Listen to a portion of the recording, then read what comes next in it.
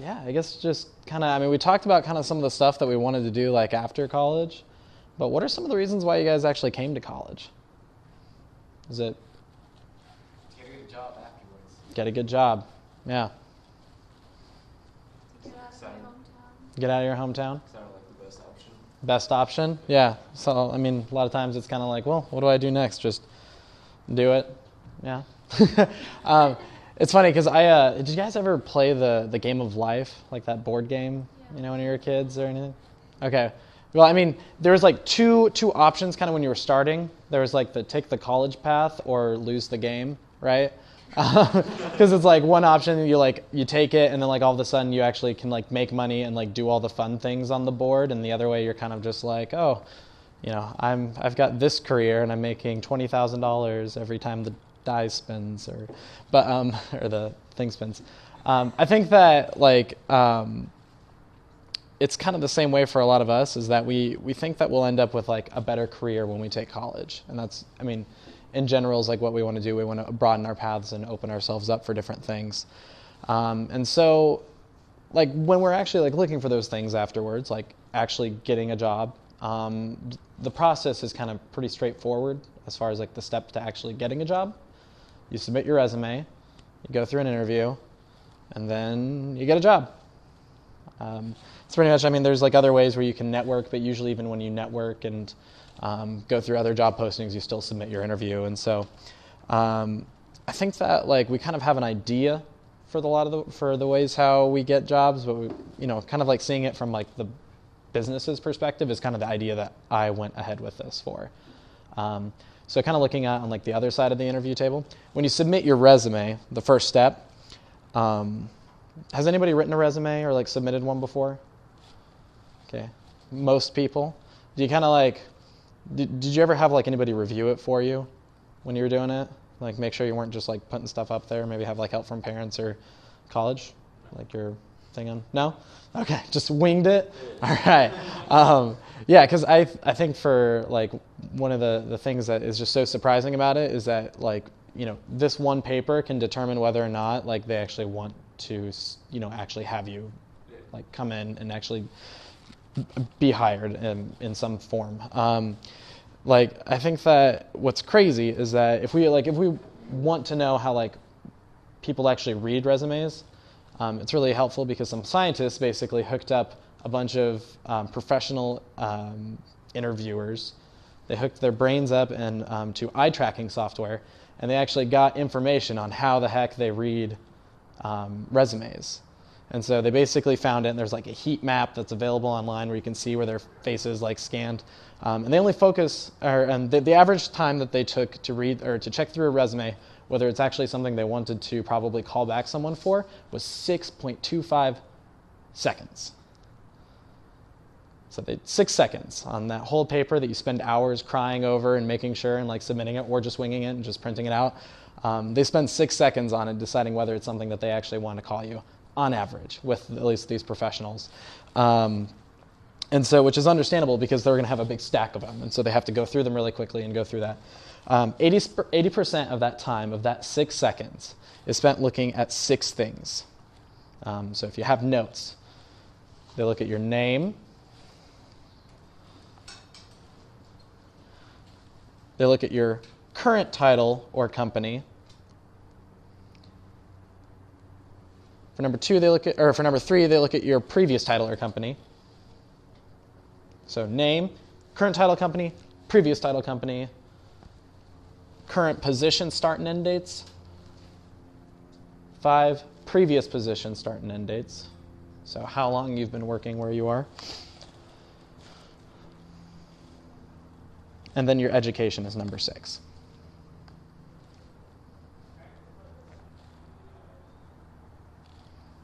So what do you think they're doing with, yeah.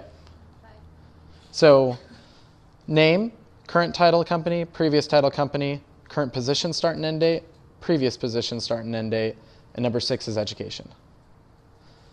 So what do you guys think that they're actually using these 6 things? What do you think they're deciding on? They're trying to gauge your experience and what you've done. Yeah. And why do they want to gauge your experience? Like what are they looking at?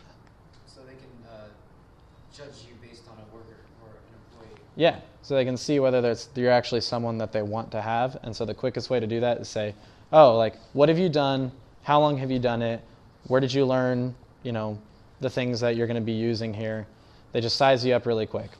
And so basically the thing that they're trying to assess is how much value can you add to our company or corporation versus all the other resumes in the stack. So how do you size up against everyone else? And they just kind of compare like the quickest thing that they can. So how can you stand out? Well, you guys are here in college. So the first answer is pretty easy. It's just do well in school, right? I mean, yeah, we can have a lot of fun, but we can also do well. The second one is gain experience, because they're going to be looking a lot at that. And so I like to think, or I was trying to come up with like a way to describe this. And I think that the easiest way to kind of describe the resume is it's like Tinder. So it's like, you're the company is like looking at you, or okay, so you see like a picture of like a guy or a girl, and you like size them up, right? You like look at the picture, and you're like, oh, okay, pretty good looking. That's like doing well in school. And then they're like kind of like maybe like give the bio a little of a look, or like start kind of seeing, you're like seeing like that she's doing like fun stuff, and she's got like a kind of sounds like she's like a fun person to be with, and that's like having experience, right? And so what do? Swipe right. So that's what, and that swipe right that the company would be doing is giving you a chance to meet them. So the interview process. And so, again, the entire point of the interview is basically saying, like, how good of a match are we? Again, we're not talking about Tinder anymore. How good of a match are we, company and interviewer? How much value will you add to this company? And so the top 5 personality traits, here, I'll even draw it, that they do most, or that the traits that the interviewers hire most is professionalism,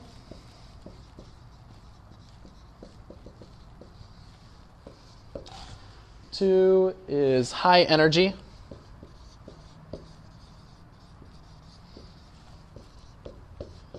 confidence, yep.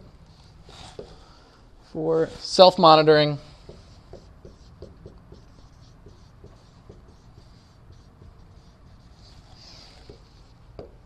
5, just making sure, intellectual curiosity.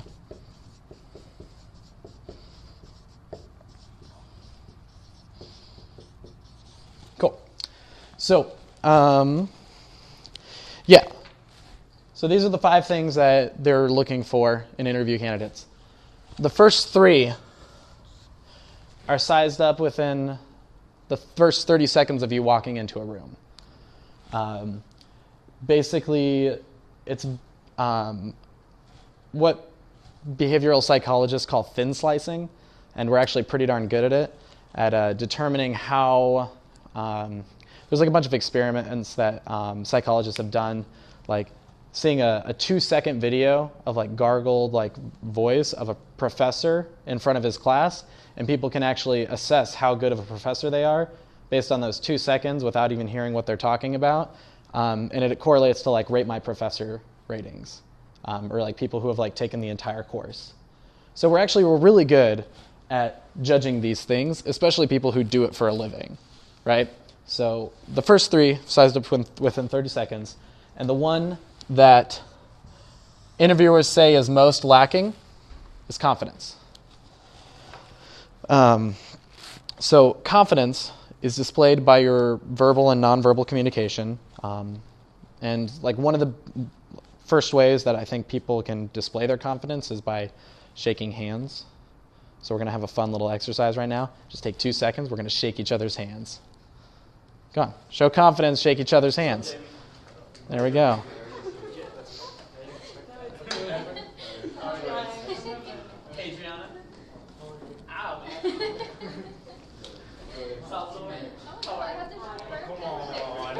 All right. Anybody have some really good handshakes going on? Yeah. You got to make sure confidence does not mean aggressive. Oh, yeah. So there's actually like, I mean, it's funny because there's in a lot of like interview, like you can actually go to classes and take interview courses of like how to be successful in interviews. Usually they'll have a thing on just on shaking hands, like tips and tricks. Anybody got some good handshakes going on? Feel some good hands? Cool. Maybe get some tips from them afterwards, right? So other things kind of like standing up straight, slouching in their hair, or slouching in their chair, not hair, but slouching. Like, so what do you guys think display confidence? Like some things that you've seen. Relaxed. Yeah, not stressing out. Just have your shoulders apart, be more broad and open, shows confidence. Yeah, taking up space. There's actually like tricks that you can do where it basically like channels your body into just becoming confident. Like it opens up basically like your brain into thinking that you're confident. Like if you stand like a Superman pose, like if you go in like your bathroom, or like not your bathroom, but like the bathroom of like if you're having an interview and you just stand for 30 seconds in the mirror, you just stand Superman pose. It actually just makes you, it opens up basically like hormones in your body and you just like feel confident. Yeah, it feels like that would work. Yeah, it's weird. It's kind of like douchebag yoga, but yeah. So confidence, and there's like, we'll go on a little bit more about that, but confidence is severely lacking. I think professionalism and high energy are pretty self-explanatory. Professionalism, just like, not going into an interview with like an accounting firm, like dressed in like jeans and a t-shirt, right? Just looking the part. High energy, just making sure that you're not just the most boring person in the room. So self-monitoring. Anybody think they have an idea for what that is? They don't have to tell you what to do. Yeah, it basically means that, but it means that you've also done it yourself, right? That you've like started projects and you finished them, and you don't have to do it without like people like looking above you, right? So, and then intellectual curiosity, basically it's ability to learn and problem solve on your own.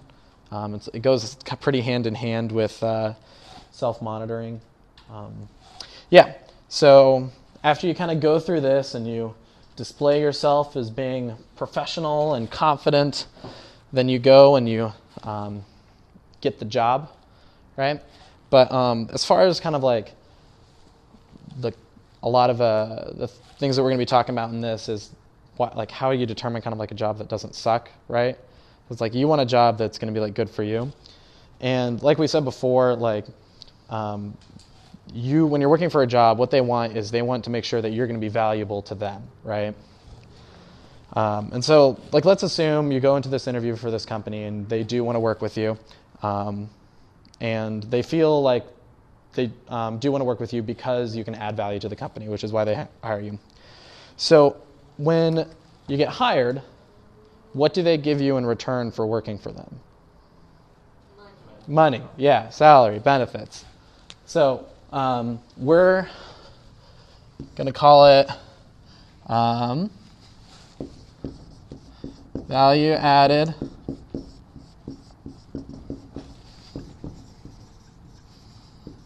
compensation, right? So what you get compensated for, it can also be like vacation time and flexible schedule even, on top of the money. But so in order for a company to stay in business with their employees, what goes right here as far as like the relation? Like less than, equal to, greater than? Greater than, yeah. So basically, what they do when they hire you is your value added is going to be greater than your compensation. It's just kind of the way how they work to stay in business. And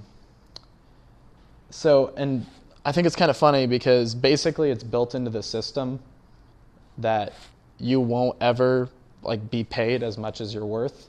So whenever people like complain about that, it's kind of funny because it's like, well, that's the way the system works, right? In most cases. So why do you think we do this, right? I think there's 3 reasons why we actually like let this happen. why we actually work for less than we're worth. The first one is because we love doing what we do, right? There's a lot of I think, pretty much most of your professors, and especially when you get down to high school, middle school, elementary school teachers, they have to love what they do because a lot of the times they don't get paid almost anything. So love is definitely a reason why someone would, let themselves be paid less than they're worth. Part of it is industries, or the second, so the first one's love, why people would get paid less than they're worth. Second one, industry-specific knowledge, right? It's why people, college kids, get unpaid internships, which are all the rage nowadays, becoming slaves for knowledge, I guess. I guess it's got to be worth it, right? Because so many companies are offering it and so many kids are doing it. The third reason why someone's going to work less than they're worth, though, is security, right? Is because most people are in jobs they don't love. They don't really offer them specific knowledge that they're going to do anything with. They're not going to take whatever they're at and go and do something with it. Then it's not something they plan to do. They got their major in something else, and they're at this job. And one of the reasons why is because it's secure, it's safe, it's not risky, right? It's probably, I've got friends who got their job, and it's just because it's one of the first ones that they kind of came to after college, and they don't want to do much more than that. And I think that's the hard truth with the third reason why people don't work for what they're worth is because they're not willing to take a risk. It's secure, it's safe. And I think that the riskiest way that you can probably do what you really want to do is start your own business, right? Not everyone can be an entrepreneur. Some people, it's just a lot of stress, and it's for a certain kind of personality type, I think.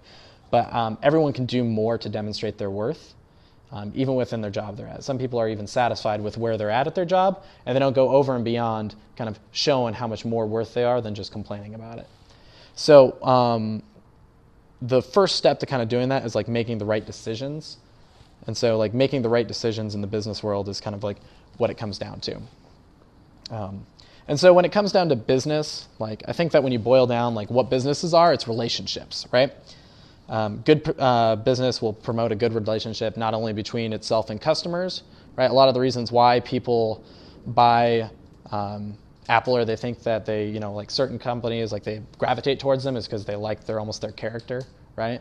Because even Apple and kind of set themselves up against PC as the hip young guys, right? And PCs are stodgy old in suits.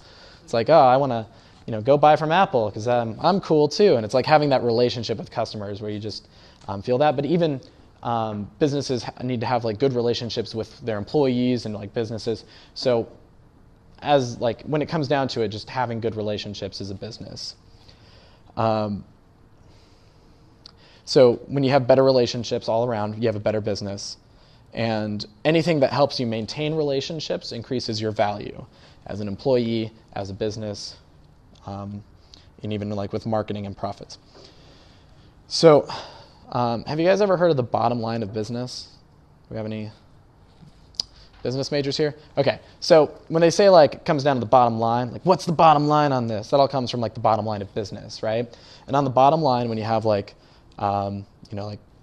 sheet, it's been a while since I took my business class, but when it comes to the bottom line is profit, right? So when it comes down to the bottom line is profit. The top line, when they say it in business, is revenue, also known as sales, right? So another way that you can increase your value is to be on the top line, right? To be on the sales. And a lot of I think that one of the things that Peter commonly says is that when you have a company, they'll cut everyone out of their company. Do you want to say it? You say it a lot better than I do. I say a company will fire every last person before they fire their top producing salesperson. Yeah. So, and a lot of that is, I don't know if you guys have ever had met an actual person who's good at sales, but usually they're not the stodgy people and hi, how you doing? The car salesman that we always think of. They're actually really, really cool people. And the reason why is because when you have a person who's actually good at sales, it's all about relationships, right? A lot of my friends who have done sales and have done a good job at it are able to not only be just good salespeople, but they're actually good friends because sales is all about building relationships and demonstrating value to people.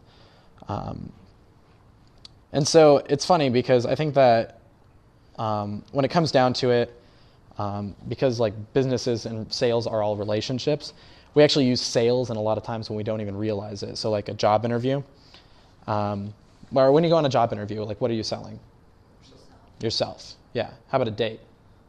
Yourself, right? And really, like, you kind of use sales anytime you actually want to get someone to do something, not necessarily against their will, right? It's just like a mutually beneficial relationship, right? Like, you're cool, I'm cool, we should date, right?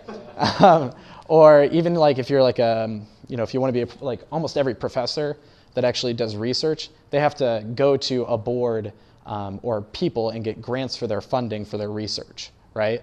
PhD students, same thing. I mean, even like pastors have to go and like sell ideas to their board to go and like have different things going on. Like, I mean, pretty much every time you come down to it,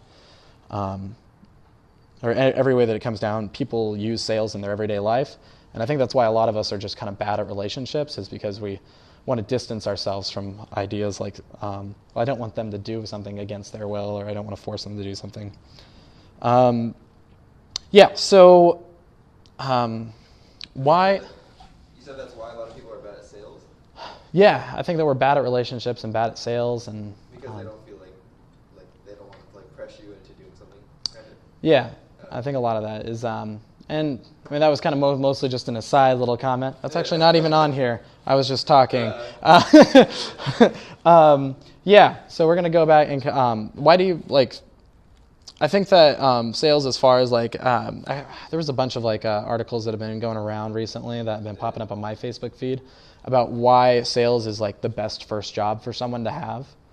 And I think that not only, or like the reasons why is because it matches up with this pretty perfectly. Because when you're sales, you form the habit of being paid exactly what you're worth, right? Peter also has a saying that he uses a lot, which is, I think that the reason why the unemployment rate in America is so high is because no one's willing to take a commission-paid sales job, because they're out there. And when you work on something that's commission, you end up having to pay yourself exactly how much value you add to a company, which is, and then you develop or put your confidence in yourselves or in yourself when you do sales, because there's very few things as much as going out and constantly getting heard no and still going to when you actually hear yes. You learn self-monitoring behavior because you're able to motivate yourselves even if no one's looking. They become problem solvers because there's often a gap between what a potential client wants and what a supplier offers, and you have to bridge that gap with integrity and trust.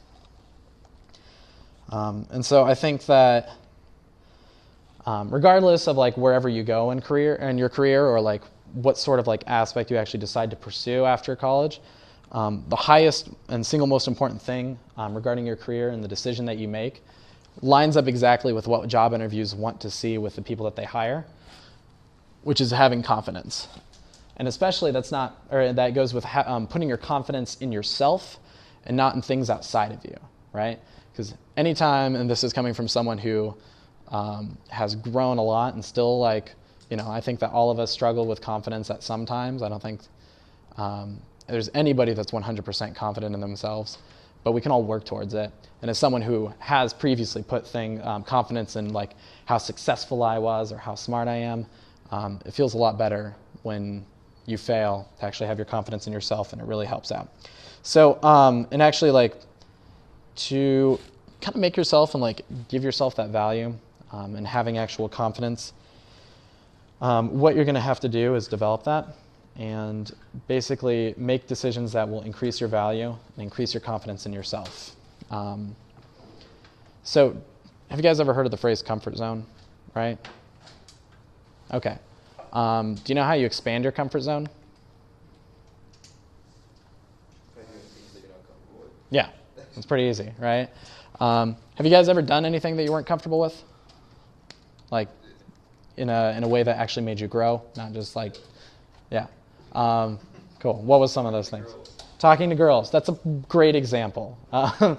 It seems like this conversation is like business and dating, but yeah, I think that talking to girls, doing things that you're uncomfortable with is just a great way to expand your comfort zone. Anybody have anything else? Auditioning for a play. What was that? Auditioning for a play. Yeah, exactly. Putting yourself out there. So there's a little diagram that we've done before. I hope that everyone can see that. So this is our comfort zone, right? We love it. It's safe. It's warm. Oh, it just feels so good to be in there. Our comfort zone. So a lot of times when we're inside of our comfort zone, all we see outside of it is just the panic zone, right? We're like, no, I don't want to go out there. And here it's nice and cozy. Out there it's cold and people are mean.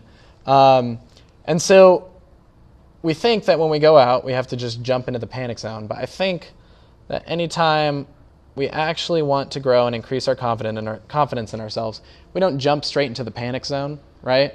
So if you want to, if you're afraid of heights, the first thing you're not going to want to do is go bungee jumping, right? You maybe work up to that point. And that's what I like to call the growth zone or the stretch zone.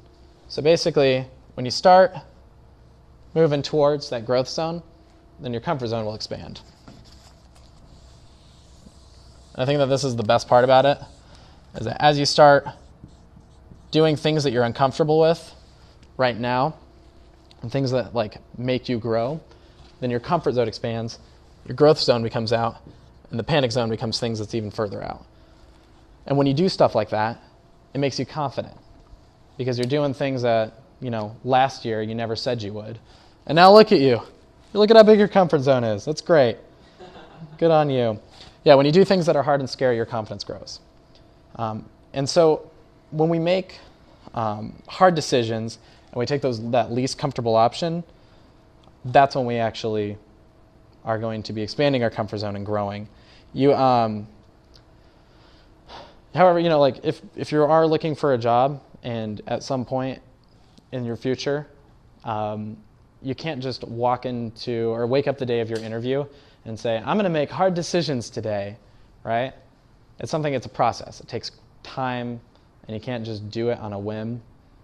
You really have to do it thinking ahead of time, and the best time to start is now. So start doing things that are hard decisions and doing the hard things now. There's a great quote that's, what you will someday be, you are now becoming. Who knows what that means? What you will someday be, you're now becoming. You're now becoming. I don't know, it's kind of like self-explanatory. Yeah, it does seem that way. I guess it kind of is. But it means that there's no waiting on it, right? It starts now. You won't become who you want to become just magically. It's every moment. Like the person who you want to be in 10 years is just now plus 3,560 days, right? It's just you plus today, plus tomorrow, plus the day after that, and the things that you do today and the habits that you build today are what make you who you want to become in 10 years. And so, every morning, hitting that, when you have that snooze button pop up on your iPhone, right? It's all about not clicking that, right? You put, it's like whether you decide to put school ahead of your social life, right? Those decisions don't change after you get out. Do you go out? Do you stay in study for your test? Do you get the pizza or the salad? Do you spend your breaks in a way that's an investment for your future, or just fun and rewarding and spending time with friends? Cool. So I got some discussion questions that we can do in small groups. Maybe groups, we can do 3 groups of 3, or we'll just do groups, however that will. So I've got the 3 questions that I want for you guys to talk about. Is how confident would you say you are, and what can you do to build your confidence? So the first one that's one question, is how confident are you, and what can you do to build your confidence? It's question number 1. They're a little lengthy questions, sometimes with multiple questions in them, so I'm a little bit of a liar. Also, if you say it depends with what you're confident about, you're not that confident. So the second question I want you guys to talk about is talk about how you're using your time now in college to help you for the rest of your life. So how are you using your time now in college? And then what can you do to improve it?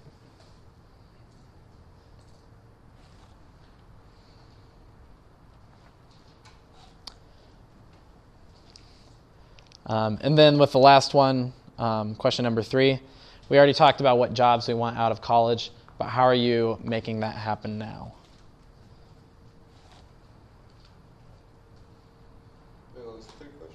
How are you making your dream job happen now? How are you working towards your dream job? Cool. So let's get into small groups and talk.